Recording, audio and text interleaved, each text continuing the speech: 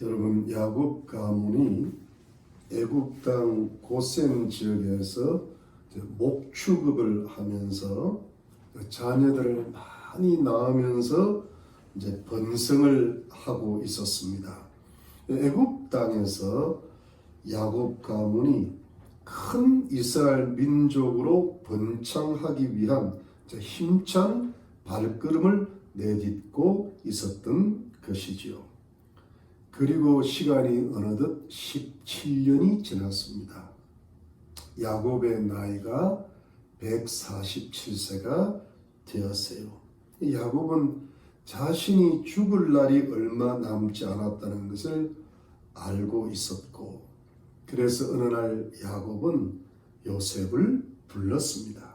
그리고 무엇인가를 간절히 당부를 했어요. 여러분, 본문 29절을 보면, 29절에 보니까 이스라엘의 죽을 기한이 가까우매 그가 그 아들 요셉을 불러 그에게 이르되 이제 내가 내게 은혜를 입었거든 청하노니 내 손을 내 환도뼈에 넣어서 나를 인내와 성심으로 대접하여 애굽에 장사하지 않기를 맹세하고 내가 조상들과 함께 눕거든 너는 나를 애굽에서 메어다가 선영에 장사하라. 요셉이 가로되 내가 아버지의 말씀대로 행하리이다. 야곱이 또 가로되 내게 맹세하라. 맹세하니 이스라엘이 침상머리에서 경배하니라.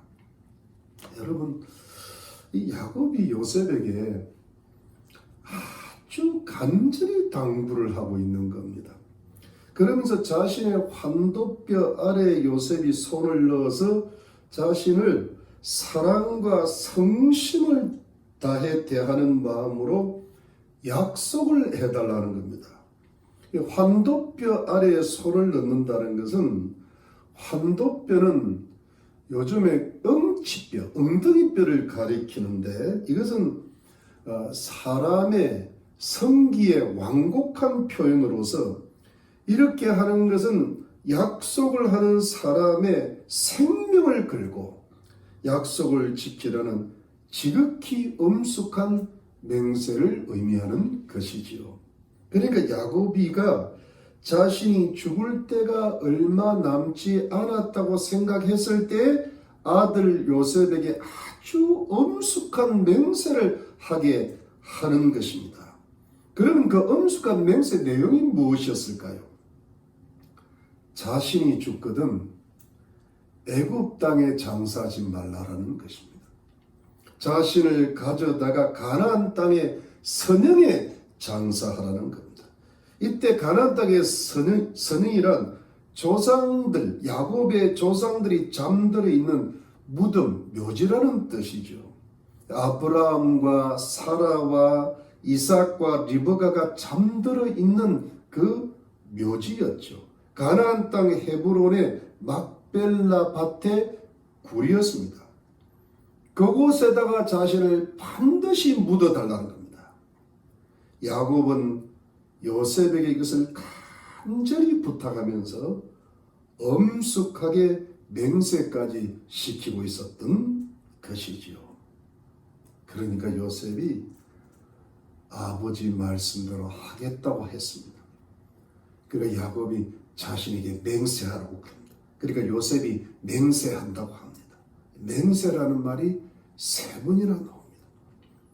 그러고 나니까 야곱이 자신의 침상머리에서 하나님께 경배를 드렸습니다. 이것은 야곱이 하나님을 경외하면서 하나님의 은총의 감사와 찬송의 기도를 드리는 겁니다. 왜냐하면 자신은 죽어도 자신의 몸이 반드시 가나안 땅에 막벨라굴에 묻힐 것이 확실했기 때문입니다.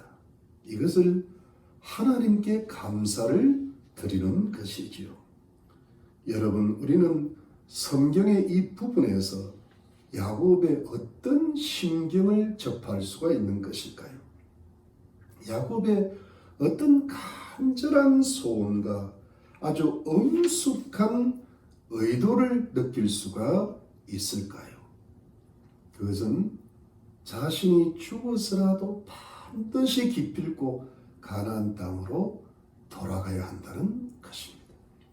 자신이 살았을 때는 하나님의 특별한 뜻이 있으셔서 한 17년 동안 마지막을 애굽 땅에서 살아야만 했지만, 그러나 죽어서라도 자신은 반드시 기필코 가나안 땅 조상의 무덤에 함께 묻혀야 한다고 생각했던 것이죠. 즉 자신은 반드시 가나안 땅으로 돌아가야 될 사람이라는 것입니다. 그렇다면 성도님들, 왜 야곱은 자신이 죽어서라도 가나안 땅으로 돌아가야 한다고 생각했을까요? 왜 야곱은 요셉에게 그렇게 간절하게, 그렇게 엄숙하게 맹세를 시키면서까지 가나안 땅으로 가야만 한다고 했을까요? 그것은 이것입니다. 지금 애굽의 고센 땅에서 자녀들을 낳으면서 힘차게 번창하고 있는 자신의 가족들이, 자신의 가문이 언젠가 큰 이스라엘 민족으로 번성할 것인데, 이 이스라엘 민족이 되었을 때 하나님께서 인도하실 그 언젠가에 반드시 온 민족이 가나안 땅으로 돌아가야 한다는 것을 미리 알고 미리 보여주는 것이죠. 자신이 미리 가나안 땅으로 돌아감으로써 이스라엘 백성들이 가나안 땅으로 반드시 돌아가야 한다는 것을 미리 알려주는 겁니다. 자신이 미리 가 있어야 이스라엘 민족이 그쪽으로 오지 않겠느냐는 뜻이죠. 그렇다면 야곱이 또 이스라엘 민족이 왜 반드시 굳이 가나안 땅으로 돌아가야만 되는 것일까요? 애굽에서 번창하고 살면 되잖아요. 근데 여러분, 그것이 단지 그 가나안 땅이 고향 땅이고 조상들의 무덤이 있는 땅이라서 그랬을까요? 그냥 일반적으로 고국과 고향을 그리워하는 인간의 보편적인 소원뿐이었을까요? 여러분, 이 야곱의 마음은 한층 다른 높은 차원에 있었던 겁니다. 영적인 차원이었고 신앙적 차원이었어요. 여러분, 그것이 무엇이었습니까? 그것은 자신을 향하신 하나님의 축복의 언약 때문이었어요. 여러분, 48장 1절로 4절을 한번 보시기 바랍니다. 48장 1절로 4절에 이일 후에 혹이 요셉에게 구하기를 내 부친이 병들다함으로 그가 곧 두 아들 므낫세와 에브라임과 함께 이르니 혹이 야곱에게 이르되 내 아들 요셉이 내게 왔다 하며 이스라엘이 힘을 내어 침상에 앉아 요셉에게 이르되 이전에 가나안 땅 루스에서 전능한 하나님이 내게 나타나 복을 허락하여 내게 이르시되 내가 너로 생육하게 하며 번성하게 하여 내게서 많은 백성이 나게 하고 내가 이 땅을 내 후손에게 주어 영원한 기업이 되게 하리라 하셨느니라. 여러분, 이것이 무슨 뜻일까? 이제는 정말 야곱이 병이 들었습니다. 그야말로 이제 정말 죽을 때가 된 겁니다. 이때 요셉이 자신의 두 아들 므낫세와 에브라임을 데리고 문병을 갔어요. 그때 야곱은 병든 몸을 일으켜 세웁니다. 굉장히 중요한 말을 할 때입니다. 힘을 다해서 일어납니다. 아들 요셉에게 자신의 심중 깊은 곳에 새기고 또 새겨두었던 하나님의 축복의 언약을 요셉에게 들려줍니다. 이것이 약 70년 전의 일이었습니다. 그러니까 야곱이 한 77세 때 일이라고 보이는데요. 자신이 형 에서의 장자권을 빼앗고 아버지 이삭의 축복을 속에서 가로채고 형 에서의 미움을 받아 죽임을 당할 바가 하란으로 도망을 해야 했는데 루스, 그러니까 그 이후에 베델의 들판에서 돌베기를 하고 쓸쓸히 잠을 청했을 때에 하나님께서 꿈에 나타나셨던 겁니다. 자신에게 말씀하셨던 축복의 언약을 기억했던 것입니다. 그 하나님의 축복의 언약이 무엇이었어요? 그것은 내 자손이 번성하여 많은 백성들이 된다는 것이었고, 그리고 이 가나안 땅을 내 후손들에게 주실 것인데 영원한 기업, 영원한 소유가 될 것이라고 하셨습니다. 즉 자손과 땅에 대한 크신 축복을 언약으로 하나님께서 주셨던 것입니다. 여러분, 그때 야곱은 자식이 한 명도 없었어요. 심지어 형의 미움을 받아가지고 가나안 땅을 떠날 때였습니다. 그러니까 요즘으로 하자면 완전히 빈털털이 거지 상태였는데요. 그러니까 하나님께서 베델의 들판에서 주신 언약에 비하면 그야말로 완전히 정반대의 상황이었어요. 가진 것이 거의 없었던 것이었어요. 그런데 여러분, 그럼에도 불구하고 야곱의 가슴에 그때부터 지금까지 70년 동안 죽는 그 순간까지 병들어서 죽기 직전까지 야곱의 가슴에 품었던 것은 무엇입니까? 베델의 그 쓸쓸한 들판에서 자신의 꿈에 나타나셨던 하나님의 축복의 언약이었습니다. 많은 자손들과 가나안 땅에 대한 하나님의 축복의 언약이었습니다. 이것을 야곱은 한평생 가슴에 품고 또 품었던 것입니다. 물론 여러분, 이 야곱이라는 사람이요, 참 인간적인 약점이 많아요. 누구보다도 많았던 사람입니다.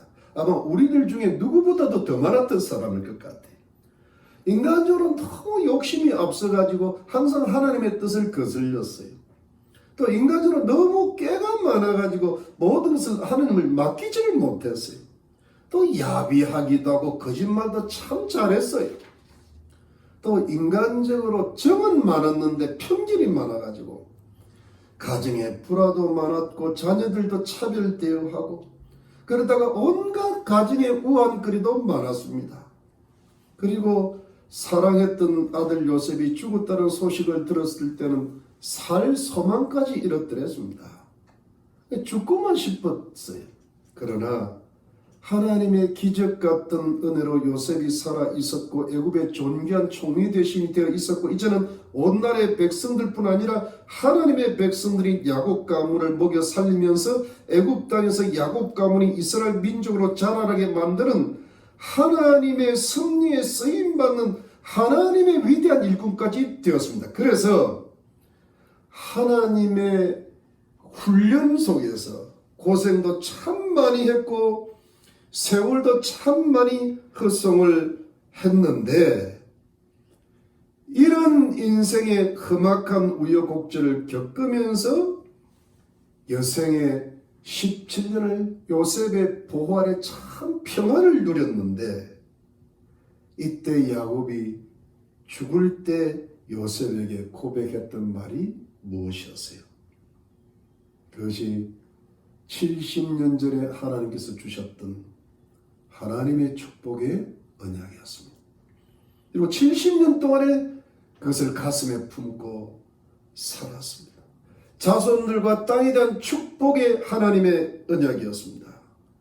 죽을 때가 되었는데 야곱의 가슴에 마지막 남아있었던 게 뭡니까? 하나님의 축복의 언약이었어요. 물론 이것이 때로는 야곱이 인간적인 게 너무 앞서가지고 좀 가물가물해질 때도 있었지만 그러나 이것이 야곱이 죽을 때까지 죽을 순간에 이 말을 했다는 것은 살아있었다는 겁니다.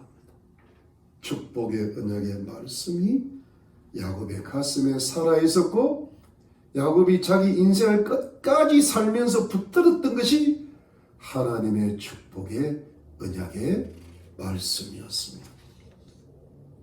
여러분, 그러니까 이 하나님의 축복의 언약의 말씀이 죽음 직전에까지 야곱의 가슴에 여전히 살아 있으니까 이것이 야곱에게는 자신의 생명보다 더 중요해서 이것이 후손들에게까지 전해져야 하니까 자신이 죽어서라도 가나안 땅으로 반드시 돌아가겠다는 것이죠. 그래서 아주 간절하게 아주 엄숙하게 자신이 반드시 가나안 땅으로 돌아가야만 된다는 겁니다.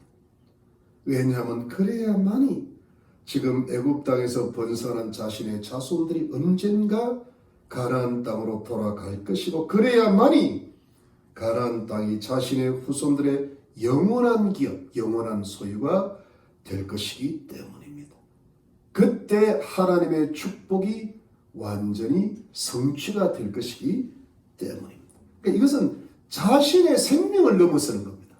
자신의 죽음을 넘어서서 영원한 나라를 지금 바라보고 있는 거거든요. 여러분, 사람이 병들어 죽을 때가 되면 그 사람의 인생의 본질이 드러나게 됩니다. 여러분, 그렇다면 야곱의 인생의 본질은 무엇입니까? 그냥 열심히 사는 겁니까? 돈과 재물을 모으려고 애를 썼습니까? 아내들과 자식들이 그의 목적이었습니까? 그냥 행복하고 평안하게 사는 인생이 다였습니까? 그러면서 욕심도 부리고 잘못도 저지르고 죄도 지으면서 낙심하고 극제하는 그런 인생을 살았을까요? 물론 성도님들, 제가 말씀드린 이 모든 것들은 우리 인생에서 결코 배제할 수 없는 것들입니다. 돈, 아내, 남편, 자녀, 이웃, 친구, 행복, 건강, 재미 등등, 참으로 이런 것들은 정말 인간 생활에 필요하고 또 소중하다고 할 수 있습니다.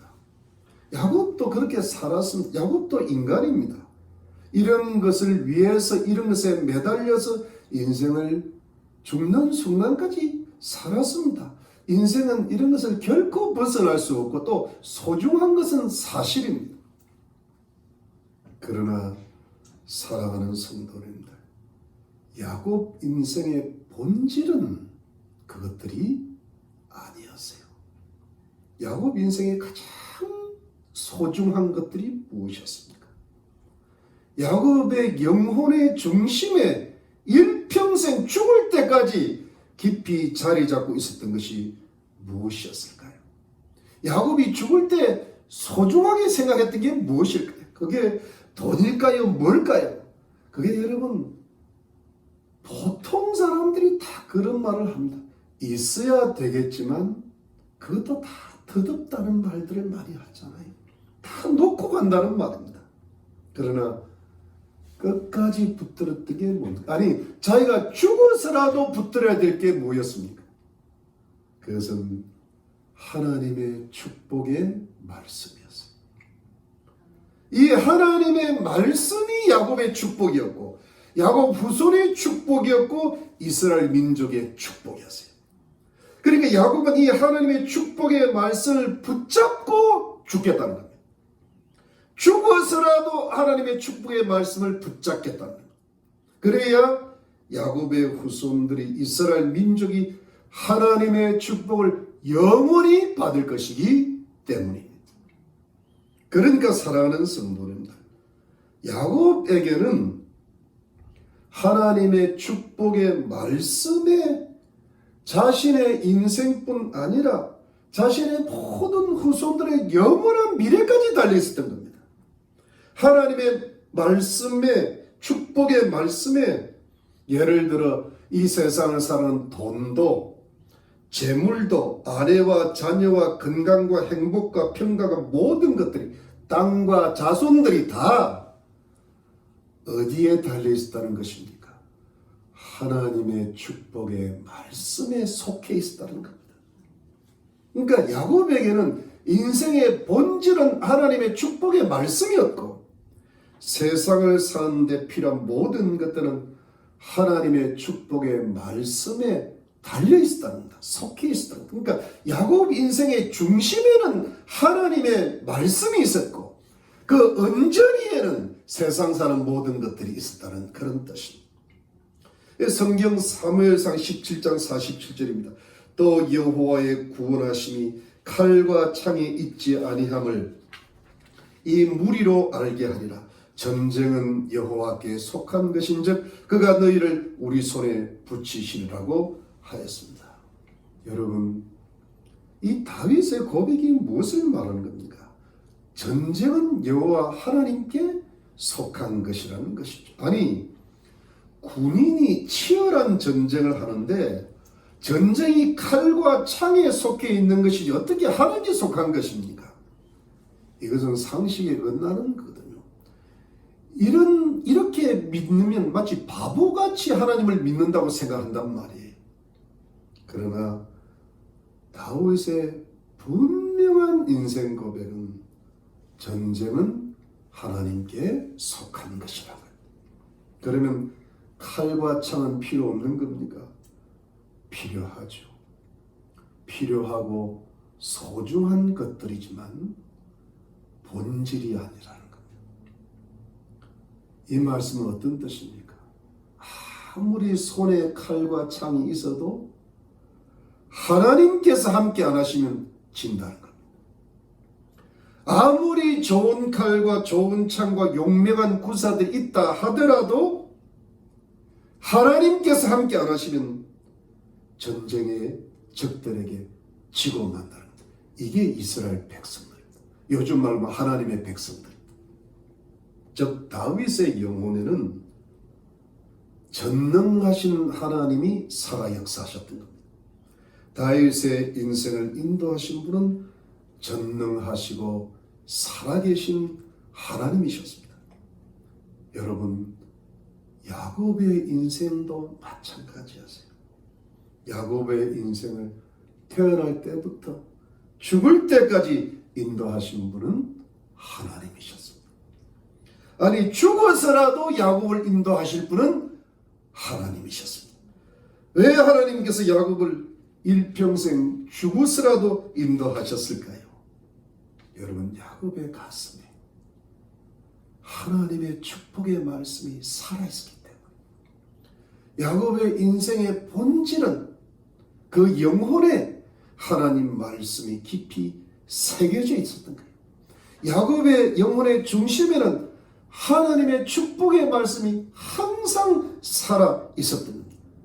야곱은 자신뿐만 아니라 자신의 후손들까지 모든 인생의 축복이 하나님의 말씀에 달렸다고 아주 간절하고도 아주 엄숙하게 믿고 있었던 것입니다.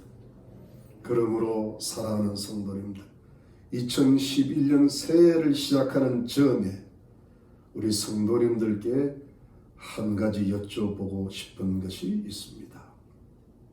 사랑하는 성도님들, 여러분의 인생의 본질은 무엇입니까? 여러분의 영혼의 중심에는 무엇이 있으십니까? 무엇이 여러분들에게는 가장 간절하고 가장 엄숙한 것입니까? 오직 하나님의 축복의 말씀이십니까? 하나님의 말씀에 오직 여러분의 인생의 모든 축복이 달려있다고 믿으십니까? 여러분의 가정과 후손과 가문의 모든 영원한 축복이 하나님 말씀에 달려있다고 믿는 것입니까? 이것을 믿으십니까? 그럼 여러분 틀림없이 하나님의 사람들인 것을 믿으시기를 바랍니다. 근데 아니면 세상에 보이는 모든 좋은 것들이 여러분들의 인생을 차지하고 있는 겁니까? 세상의 모든 좋은 것들이 여러분의 인생의 본질이고 목적이고 영혼의 중심에 깊이 뿌리내리고 있는 것입니까? 여러분들이 간절히 찾고 구하는 것이 세상적인 것들입니까? 만일 그렇다고 대답하신다면 여러분들은 세상 사람들입니다. 그러니까 하나님을 믿는다고 하는데도 불구하고 여러분들은 세상을 사랑하는 사람들이라고 말씀드릴 수밖에 없습니다. 아니, 지금 모든 현대교회가 하나님을 믿는다고 하면서도 그들의 영혼과 인생의 본질이 하나님의 말씀이 아니고 이 세상의 모든 좋은 것들이 되는 그런 시대를 우리가 살고 있죠. 사랑하는 성도님들, 만일 우리 인생의 본질이 하나님의 말씀이 아니고 세상의 것들이라면 어떻게 살았을까요? 야곱은 죽을 때가 돼가지고 이런 말 할 필요 없습니다. 왜 이렇게 간절하게, 왜 이토록 엄숙하게 요셉에게 부탁을 하면서까지 가나안 땅으로 돌아갈 필요가 뭐가 있겠습니까? 애굽 땅에서 장사되면 되죠. 여러분, 애굽 땅의 장례법은 세상에서 가장 발달되어 있었습니다. 미라를 만드는 시신 보관법은요, 그야말로 수백 년도 견딜 수 있다고 그럽니다. 굳이 가나안 땅으로 돌아갈 필요가 뭐가 있습니까? 그 가나안 땅에 누가 산다고 막벨라 굴에 묻혀야 되겠습니까? 또 병이 들어 요셉을 만났을 때도 그냥 요셉에게 자신이 죽더라도 형들과 그 가족들 잘 부탁한다 하고 인간적인 유언만을 남길 수 있거든요. 야곱은 그냥 인간적으로 살다가 인간적으로 냄새 풍기고 죽을 수가 있는 겁니다. 그런데 야곱은요, 이 위대한 하나님의 사람으로 성화된 야곱은 그런 인간적인 소소한 부탁 안 합니다. 왜? 그것은 요셉이 다 알아서 할 거라고 믿고 있기 때문입니다. 다만 무엇을 이야기하는 겁니까? 힘을 내가지고 병상에서 일어나서 하나님의 말씀을 이야기하는 겁니다. 즉 하나님의 축복의 언약말을 요셉에게 다시 한번 들려주고 있는 겁니다. 그렇습니다, 여러분. 여러분이 하나님을 믿으시더라도 여러분의 영혼에 굳이 간절하게 엄숙하게 하나님의 말씀이 새겨져 있지 않으시다면, 여러분의 인생의 본질이 굳이 그렇게까지 하나님 말씀이 아니시라면 그냥 세상에서 평안함을 추구하시다가 그리고 인간적으로 모든 것을 처리하시고 결국은 이 생을 마감하게 될 것입니다. 수많은 사람들이 그렇게 살다가 가는 겁니다. 인생은 어느 날 가는 겁니다. 그야말로 정말 하나님 앞에 영적으로 살지를 못하고 하나님을 믿는다 하면서도 인간적으로 모든 일을 처리하고 인간적으로 인생을 마감하게 되는 것이 보통 사람들의 생입니다. 그러나 여러분의 인생의 본질과 목적이 하나님의 말씀이라면, 하나님의 말씀에 여러분의 이 생과 살아서 살아가는 이 생과 내생, 죽어서 갈 그 내생의 축복이 하나님의 축복의 말씀에 달려있고, 또 내가 죽어서라도 우리들의 자녀들과 후손들에게 하나님의 영원한 축복이 달려있다고 정말 믿으신다면 어떻게 하실 겁니까? 그렇다면 여러분들은 지금부터 우리가 하늘나라 갈 때까지, 우리의 인생을 마감할 때까지 하나님의 축복의 말씀에 여러분의 인생을 거시기를 바랍니다. 하나님의 말씀에 여러분의 이 생과 내생의 운명을 거셔야 합니다. 하나님의 축복의 말씀에 여러분들의 자녀들과 후손들의 영원한 앞날의 운명을 거셔야 합니다. 그것도 아주 간절하게, 아주 엄숙하게, 병들어 죽는 순간까지라도, 심지어 죽음 이후라도 하나님의 축복의 말씀에 여러분의 자녀들과 여러분의 가문의 운명을 거실 수 있어야 하는 것입니다. 여러분, 그래야 하나님께서, 전능하신 하나님께서 이루시고 역사하십니다. 여러분, 하나님이 약속을 아무리 주신다 하더라도, 여러분, 약속은 하나님의 말씀인 성경이거든요. 야곱 당시에는 성경이 없었습니다. 근데 지금 우리에게 주시는 축복의 언약의 말씀은 이 자체가 성경입니다. 성경은 하나님의 말씀인데, 하나님 말씀은 누구에게 다 들려질 수 있습니다. 그러나 이 말씀을 듣고 지키는 자에게 전능하신 하나님께서 전능하신 능력으로 역사해 주시는 것입니다. 그래서 하나님께서 반드시 이루십니다. 근데 여러분, 이것을 내게 뭐가 이렇게 가진 게 있어서 이걸 이루실까요? 여러분, 그건 걱정하실 필요가 없습니다. 야곱은 이 말씀 받을 때 빈털털이었습니다. 다윗도 천한 목자였습니다. 아무것도 없어도 괜찮습니다. 하나님은 인간적인 조건을 결코 따지지 않습니다. 전능하신 하나님은 아이를 낳을 수 없는 여인의 몸에서도 아이를 낳게 하시는 분이십니다. 그렇기 때문에 처음부터 다시 시작하시면 됩니다. 인생을 하나님의 축복의 말씀과 함께 다시 시작만 하면 되는 것입니다. 늦었다고 생각하지 마시고, 아직은 우리가 시간이 많이 남아 있습니다. 아직 얼마든지 시간이 있으니까 처음부터 다시 시작하면 되실 것입니다. 그러면 하나님께서 작은 야곱 가문을 큰 이스라엘 민족으로 만들어 주시고, 천한 목자 다윗을 존귀하고 위대한 이스라엘 왕으로 만들어 주신 것처럼 여러분과 여러분의 자녀들을 위대한 하나님의 사람들로 만들어 주시며 이 생과 내 생에 크고 영원한 복을 내려주실 줄로 믿으시기를 바랍니다.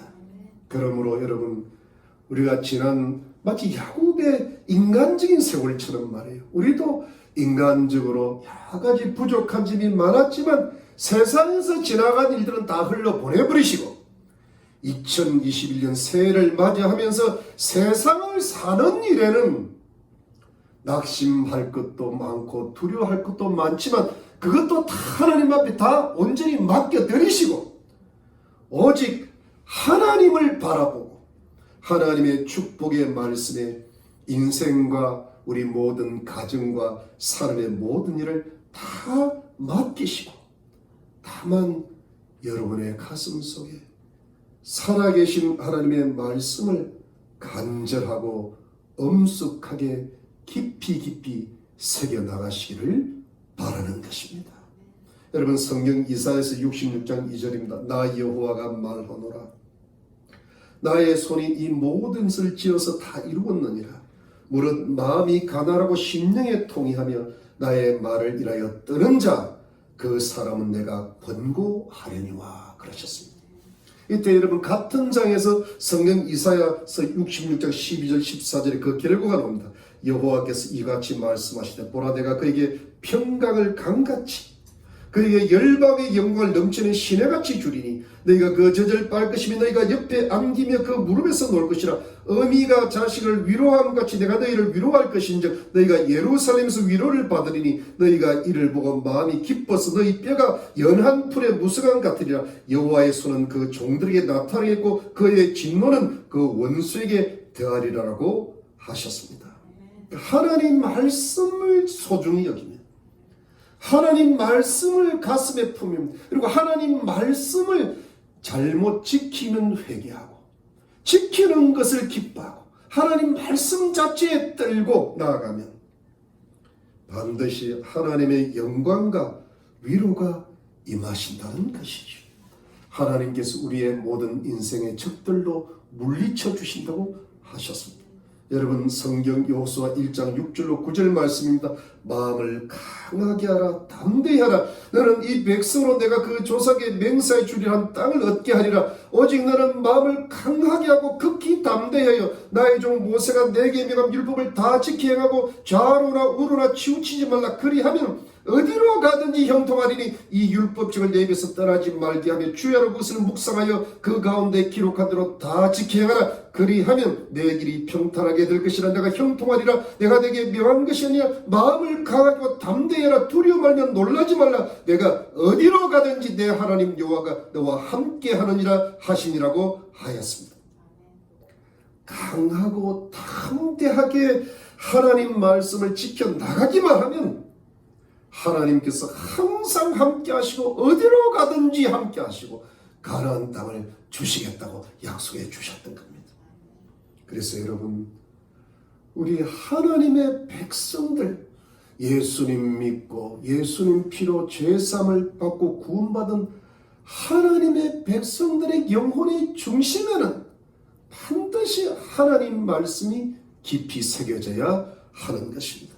그리고 하나님 말씀을 우리 인생의 본질로 삼고 온 마음과 온 뜻과 온 생명을 다해서 지켜나갈 때 우리가 가진 것이 지금은 비록 많지 않을지라도 하나님께서 하나님의 위로와 하나님의 영광과 하나님의 축복과 모든 영원한 것으로 갚아주시고 우리들의 인생의 모든 적들과 저주들이 물러가게 해 주실 것입니다. 그래서 여러분, 새해는 우리의 가슴 속에, 영혼 속에 처음부터 다시 시작하는 마음으로 하나님 말씀을 다시 읽으시고 다시 사랑하시고 지키시고 아주 간절하게 아주 엄숙하게 하나님 말씀으로 살아가는 하나님 백성들이 되시기를 바라는 것입니다. 여러분, 이 야곱처럼요, 요셉도 마찬가지였어요. 요셉도 그런 사람이었거든요. 여러분 보세요. 야곱이 병들어서 죽는다는데 혼자 가도 되는데 두 아들 므낫세와 에브라임을 데리고 갔습니다. 근데 왜 이 두 아들을 데리고 갔을까요? 그것은 요셉의 마음에 무엇인가 걱정이 있었기 때문입니다. 이것은 인간적인 걱정 아니고요, 영적인 걱정이었어요. 요셉이 무엇을 걱정했을까요? 요셉이 애굽 땅에서 낳은 두 아들 므낫세, 에브라임은 그 어머니가 애굽 여인입니다. 애굽 제사장의 딸 아스나십니다. 이것은 하나님을 믿는 신앙과 그 어떤 히브리 민족, 혈족을 중시하는 하나님의 백성들인 야곱 가문에게는 아주 치명적인 일이에요. 하나님의 백성들인 야곱 가문에 소속되지 못할 수 있는 분명한 약점이기도 했습니다. 요셉이 아무리 총리 대신했지만 이 부분을 어찌 할 수가 없는 거예요. 이것이 요셉의 평소 때 걱정이었죠. 그런데 야곱이 이것을 알고 있는 겁니다. 야곱이 이것을 자신이 죽기 전에 해결하고 죽는 겁니다. 여러분 48장 5절 6절 한번 보겠습니다. 48장 5절 6절에 내가 애굽으로 와서 내게 이르기 전에 애굽에서 내게 낳은 두 아들 에브라임과 므낫세는 내 것이라. 르우벤과 시몬처럼 내 것이 될 것이요 이들 후에 내 소생이 내 것이 될 것이며 그 산업은 그 형의 명의하여서 함께 하리라. 여러분, 야곱이 병들어 죽기 전에 뭐라고 하는가 하면 요셉의 두 아들 므낫세와 에브라임은 야곱의 아들들이라는 겁니다. 즉 야곱의 손자들인데 아들들로 입양하겠다는 겁니다. 그리고 뭡니까?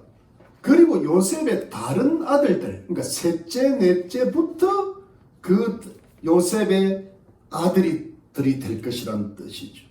이렇게 함으로써 야곱은 요셉의 두 아들들이 분명히 하나님의 백성들로 들어오고 야곱 가문의 정통 후손이 되고 나중에 가나안 땅을 차지할 때 조상 지파가 되어서 두 지파가 되어서 두 기업을 차지하게 될 것이라는 것입니다. 그러니까 족장인 야곱이 하나님의 사람인 야곱이 이렇게 딱 정언하니까 이렇게 될 것이라는 것입니다.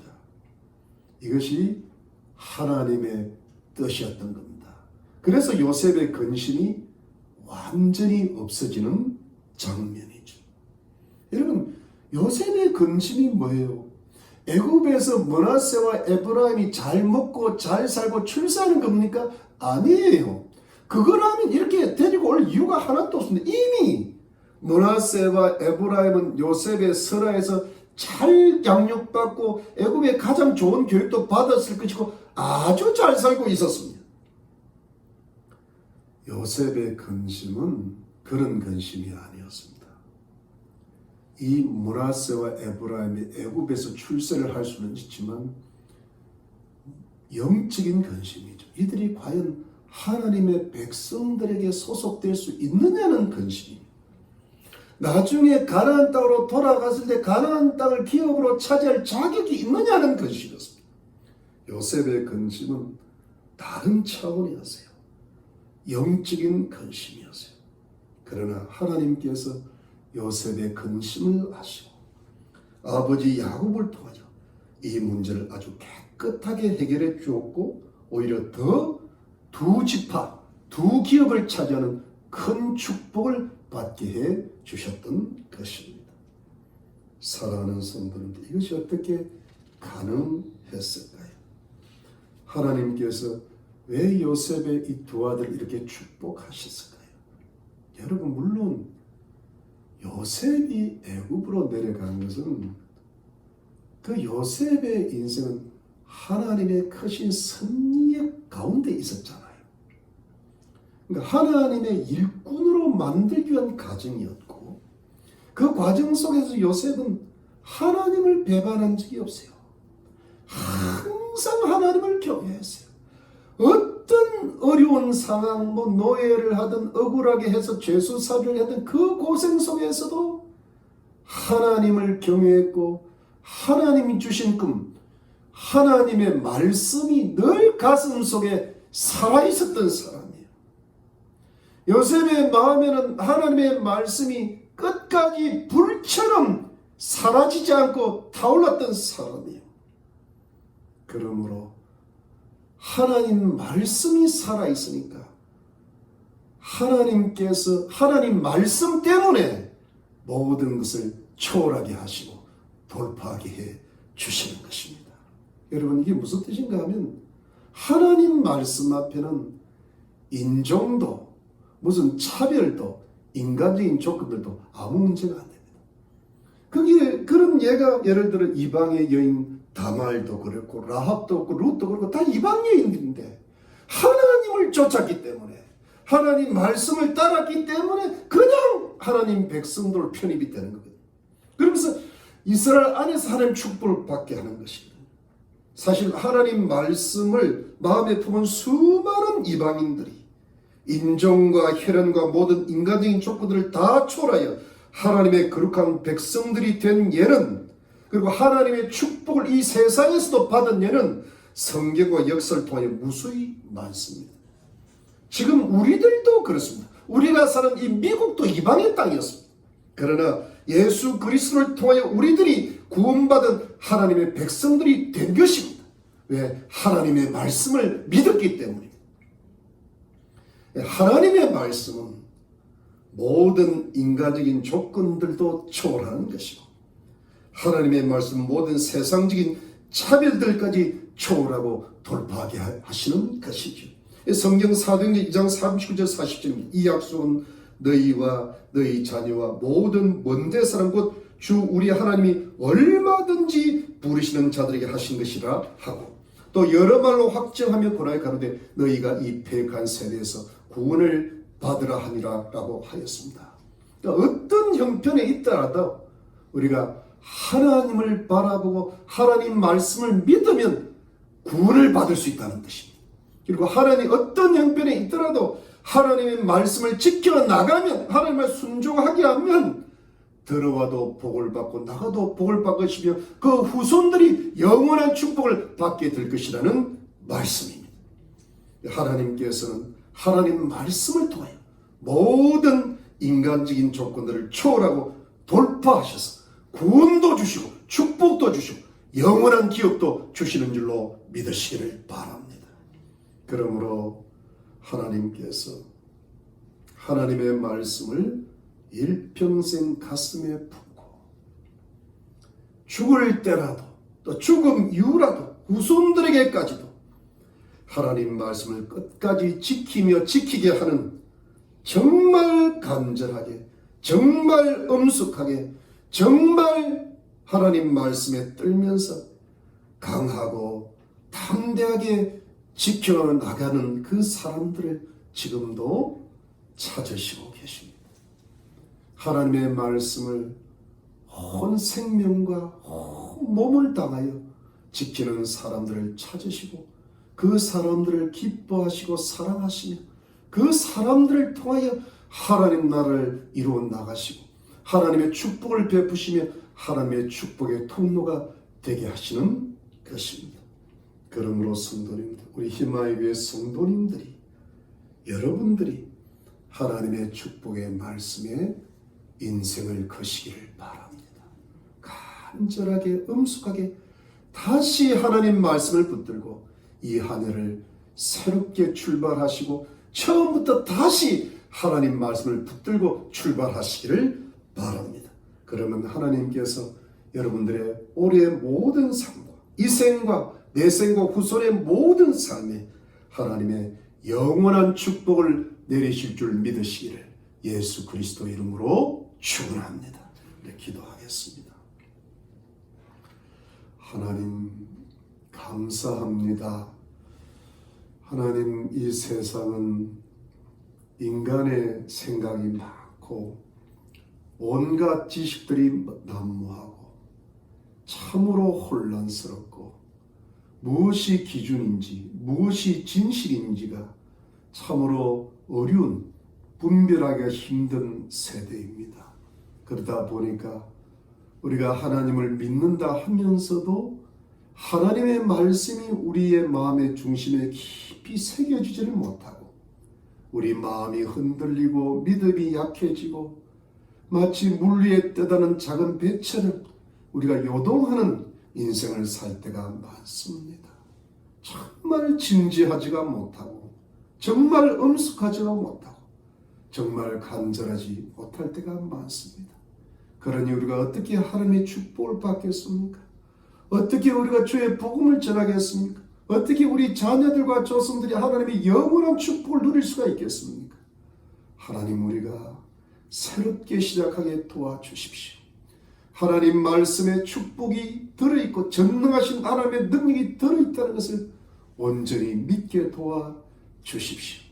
그래서 이 말씀과 더불어 살아갈 때 반드시 하나님께서 함께 하시고 어디든지 가든지 함께 하시고 우리가 죽어서라도 우리의 가정과 가문에 하나님의 역사하신다는 사실을 믿게 도와주시옵소서. 말씀에 들게 하시고 말씀을 통하여 이 어두운 세상을 이겨나가게 도와주시옵소서. 하나님, 코로나 사태는 계속되고 있습니다. 또 미국이 대통령 선거 문제 때문에 여러 가지 어려움을 겪고 있지만 하나님 백성들을 사랑과 보호의 날개 아래 지켜주시고 필요한 물질과 건강을 지켜주시고 우리 아이들을 꼭 축복하시고 재능을 키워주시고 우리의 가정에 평강을 주시고 건강을 주시고 산업에도 복을 주시고 항상 돌봐주시기를 간절히 소원합니다. 1월 20일은 대통령 취임식이라고 합니다. 주님, 미국이 큰 혼란에 빠지지 않도록 도와주시고 이 나라를 지켜주시고 보호해 주시옵소서. 감사드리고 예수님 이름으로 기도드렸습니다. 아멘. 여러분, 이번 주 화요일 날도 우리 성경 공부 줌 모임이 있습니다. 빠지지 마시기를 바라고 어떠라도 꼭 참석하셔서 하나님 말씀을 가까이 하시기를 바랍니다. 여러분, 1월 20일이 대통령 취임식이라고 하는데 혹시라도 그저 염려하는 마음에서 비상사태 같은 것이 선포될 수 있습니다. 그래서 물이라든가 비상식량이라든가 전기가 끊어질 수 있습니다. 배터리라든가 가스라든가 이런 거를 주유소에서 가스를 좀 넣는다든가 이런 게 조금 필요할 것 같습니다. 그런 일이 없기를 바라지만 혹시나 해서 우리 성도님들 그렇게 좀 준비하시면 또 그 별탈 없으면 다음에 쓰면 되니까 좋을 것 같습니다. 여러분, 말씀과 기도에 힘쓰시고 또 늘 기도하시고 또 여러분 건강하시기를 바라고 빨리 속히 만나 뵐 수 있기를 바랍니다. 감사합니다. 제가 축도하겠습니다. 지금은 예수 그리스도의 놀라우신 은혜와 하나님 아버지의 지극하신 사랑과 성령의 위로와 교통과 충만하심이 다시 한번 하나님의 말씀을 가슴에 품고 다시 한번 처음부터 시작하는 마음으로 하나님 말씀과 함께 인생을 열심히 살기를 작정하는 하나님의 축복이 반드시 있을 것을 믿고 나아가는 하나님의 거룩한 백성들과 가족들과 이웃들 머리 위에 지금으로부터 영원토록 함께 하실지어다. 아멘.